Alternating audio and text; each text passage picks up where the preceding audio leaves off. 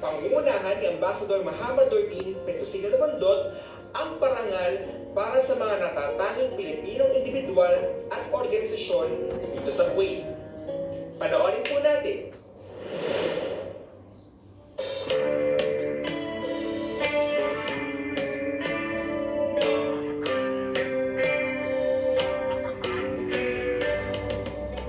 Assalamualaikum warahmatullahi wabarakatuh.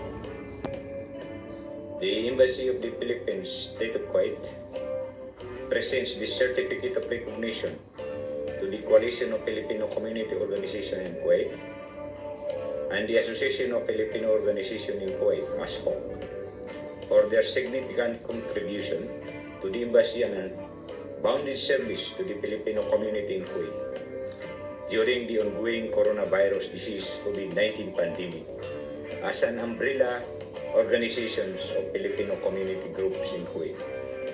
The coalition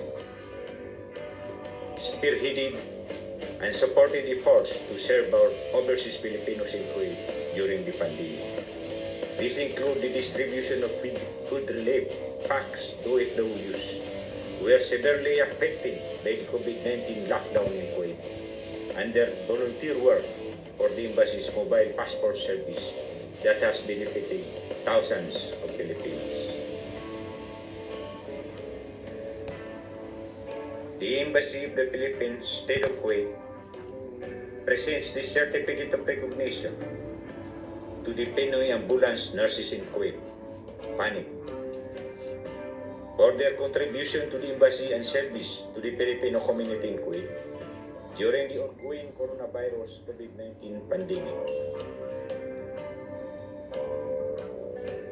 Going beyond their duty as medical frontliners during a raging pandemic, the PANIC supported efforts to serve our overseas Filipinos in Kuwait. This include the provisions of urgent medical assistance to Filipinos who contracted the coronavirus disease during the nationwide lockdown, and the setting up of a medical booth and first aid station for the applicants of the Embassy's mobile passport services.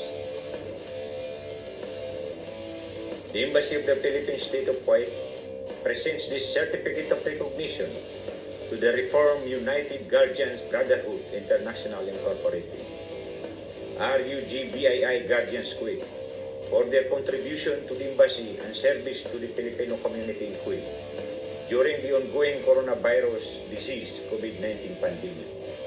Their RUGBII Guardians supported efforts to serve the overseas Filipinos in Kuwait during the pandemic, particularly their volunteer work for the Embassy's mobile passport services at the Al Sahil Sports Club in Abu Halifa area, which has already benefited thousands of Filipinos.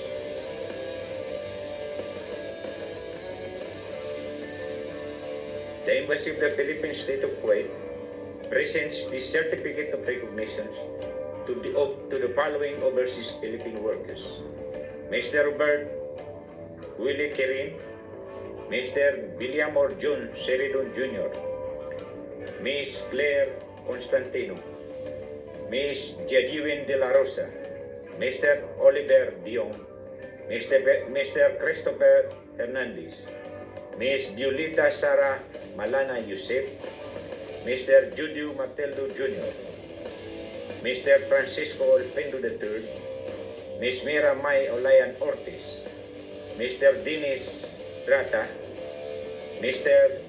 Romano Roman, Mr. Miss Minerva May Siapno Pantal, and Mr. Pinji Tatun for their invaluable contribution to the Embassy and tireless service to the Filipino community in Kuwait during the ongoing coronavirus COVID-19 pandemic. In spite of the risk of their health and safety, they spearheaded and supported efforts to our overseas Filipinos in Kuwait during the pandemic. This includes the distribution of food relief packs to OFWs who were severely affected by the COVID-19 lockdown in Kuwait, and their generous volunteer work for the Embassy's mobile consular services for Filipinos who urgently need to apply for the renewal of their passports. The Embassy of the Philippines, State of Kuwait, presents this certificate of recognition to Mr. Ricky Laksa and Ms. Michelle Maxi Santiago for their invaluable contribution to the Embassy and tireless service to the Filipino community in Kuwait during the ongoing coronavirus disease COVID-19 pandemic. At a time when the public needs to be equipped with relevant news and knowledge during the pandemic, the initiated efforts and supported the Embassy's public diplomacy campaign to bring factual and credible information to our overseas Filipinos in Kuwait through television, radio, print, and social media. The Embassy of the Philippines, State of Kuwait, presents this certificate of recognition to Ms. Mary Grace Gracia Serafin for her tireless efforts, for her tireless service to the Filipino community in Kuwait during the ongoing coronavirus disease COVID-19 pandemic. For her tireless service to the Filipino community in Kuwait during the ongoing coronavirus disease COVID-19 pandemic. At a time when the public needs to be equipped with relevant knowledge during the pandemic, Ms. Serafin wrote and published 2 books entitled The COVID-19 Pandemic Guidebook, which aims to help overseas Filipino workers to overcome the challenges of the COVID-19 lockdown and the new normal. Thank you very much. Mabuhay tayong lahat. Happy Independence Day. Maraming salamat, Ambassador Lumandog, at muli sa ating mga natatanging Pilipinong individual at organisasyon dito sa Kuwait, maraming salamat sa inyong pakipagbayanihan ngayong panahon ng pandemya. Saludo po kami sa inyong lahat. Mga kababayan, dito na po nagwawakas ang ating online na pagdiriwang para sa ika-123 anibersaryo ng Proklamasyon ng Kalayaan ng Pilipinas.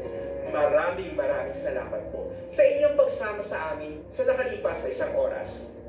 Bilang pabaon ay narito ang orihinal na komposisyon ng ating kababayan sa Kuwait na si Jumel Carvajal na pinamagatang We Will Fight, One Heart, One Soul.